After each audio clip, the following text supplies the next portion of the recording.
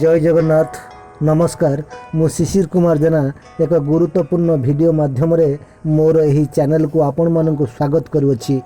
यह वीडियोर कथावस्तु समस्ते निश्चित शुणा जरूरी अटे कारण यही वीडियो अच्छी आज बेकारी पथभ्रष्ट युवक मानक पई एक सुंदर संदेश। आमे पाठ पढ़ीचु चाकरी नहीं कि रोजगार नहीं किछि भी नहीं बेकार। एठी कही रखे पाठ पढ़िबार अर्थ चाकरी नुहे, पाठ पढ़िबार अर्थ उत्तम चरित्र गठन करिबा, शिक्षित हेबा। जदि चाकरी न मिलिला ताहले रोजगार करिवार कोन आउ किछि ऑप्शन नहीं। जणे पिला को पचारिली बाबू तुमे करूछ कोन, मते से कहिला करिबी कोन पाठ पढ़ी बेकार। मु पचारिली कोन पढ़िछ, से कहिला हिस्ट्री रे पीजी करिछि, 20-25 थर इंटरव्यू देके भी फेलुअर हेली, एबे घरे बेकार होई अछि।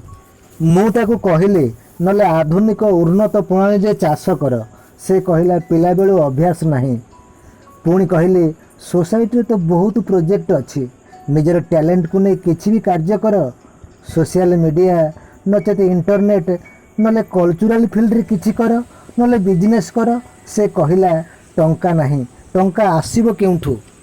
यही प्रसंग को नहीं संक्षिप्त रे कहानीटे उपस्थापना करुछे। थरे ईश्वरचंद्र विद्यासागर एक सभा को निमंत्रित हो जाइथिले। सेठारे सभा कार्य सारी घर को फेरु फेरु विलंबित राति हो जाइथिला।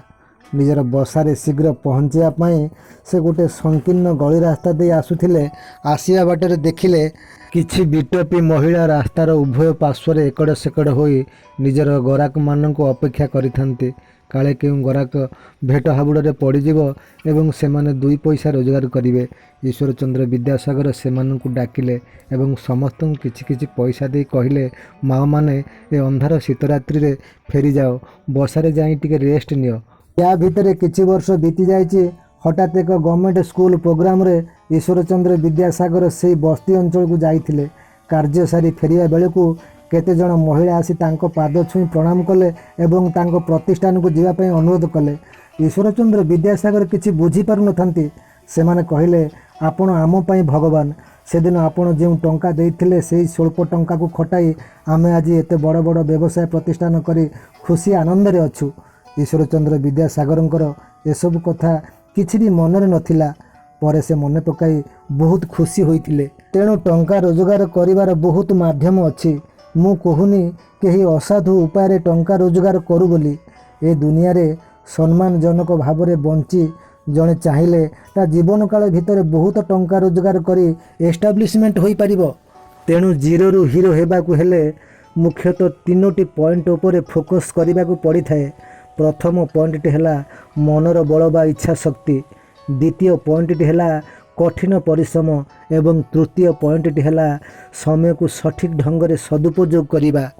आपण पाखरे अर्थबल नथिले भी प्रथमे निजर मनर बल एवं इच्छा शक्ति को सुदृढ़ करंतु, निजर दक्षता अनुसार लक्ष्य रखंतु, दृढ़ प्रतिज्ञा नियंतु जेपरी आपण निजर लक्ष्य पथरे अग्रसर होई कार्य करी जेमिति दिने ना दिने निश्चित सफलतार शीर्ष रे पहुंची पारिबे।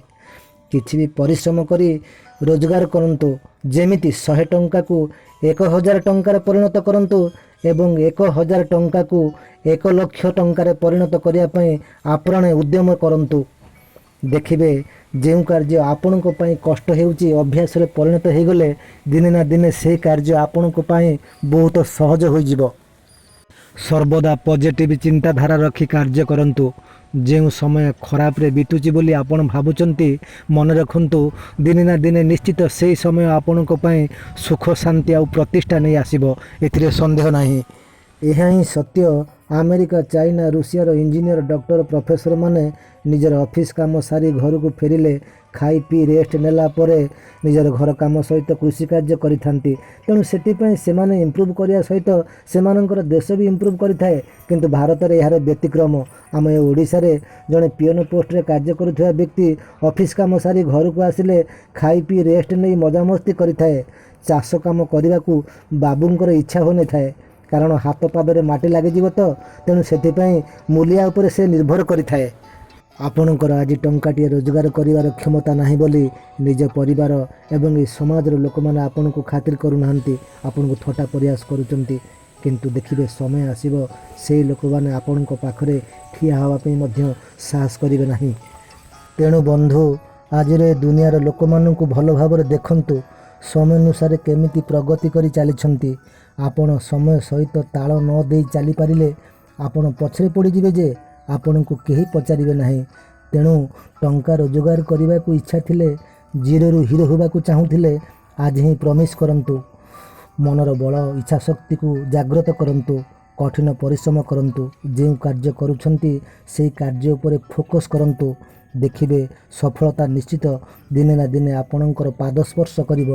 ଆପଣ ସମାଜରେ ପ୍ରତିଷ୍ଠିତ ହେବେ, ଆପଣଙ୍କୁ ସମସ୍ତେ ସମ୍ମାନ କରିବେ, ଜିରୋରୁ ହିରୋ ହୋଇ ସମସ୍ତଙ୍କ ପାଇଁ ଉଦାହରଣ ପାଲଟିଯିବେ। ଶ୍ରୋତା ବନ୍ଧୁ, ଆଜି ପାଇଁ ଏତିକି। ଭଗବାନ ଆପଣମାନଙ୍କର ମଙ୍ଗଳ କରନ୍ତୁ। ଆପଣମାନଙ୍କର ଚଲାପଥ ସଦା କୁସୁମିତ ହେଉ।